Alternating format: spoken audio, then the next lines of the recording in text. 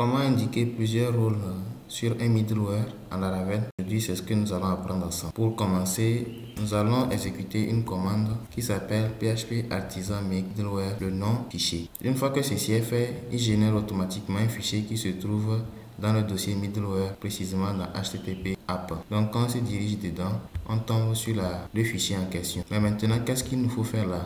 Il nous faut écrire une condition qui nous permet de savoir si l'utilisateur qui est connecté actuellement dispose des droits adéquats pour accéder à la page suivante. Entre-temps, ce qui sous-entend que vous avez déjà créé les rôles, vous avez créé les permissions et ainsi maintenant vous pouvez lancer cette partie. Ici, nous allons ajouter une variable qui s'appelle rôle qui va permettre de récupérer le rôle de l'utilisateur qui est connecté actuellement et de vérifier si vraiment le rôle là est le même que ce qu'il faut pour pouvoir accéder à la page. Voilà, donc ici nous allons mettre une condition qui permet de vérifier si l'utilisateur ne dispose pas de ce rôle. C'est-à-dire si l'utilisateur ne dispose pas des accès, alors on lui retourne un message qui indique qu'il n'est pas autorisé à accéder avec un statut K103. Mais dans le cas où tout est normal, tout est bon, alors on lui permet de pouvoir continuer vers la page où il était en train d'accéder. Une fois que ceci est fait maintenant, dans notre fichier où nous indiquons les routes,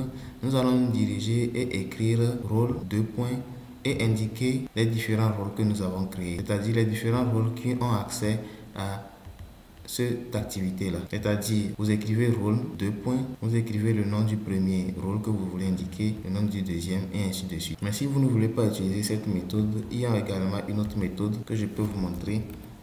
C'est que vous écrivez ceci. Mais ici, au lieu d'écrire ce que nous voyons actuellement, vous effacez dans middleware, vous passez un paramètre qui est un tableau. Et dans ce tableau-là, vous précisez les différents rôles. Ici, on a par exemple responsable et ainsi de suite. Donc, c'est ce que j'avais à vous présenter aujourd'hui. Merci à tous et n'oubliez pas de vous abonner pour ne pas manquer les prochaines astuces que j'aurai à donner pour Laravel et d'autres projets encore.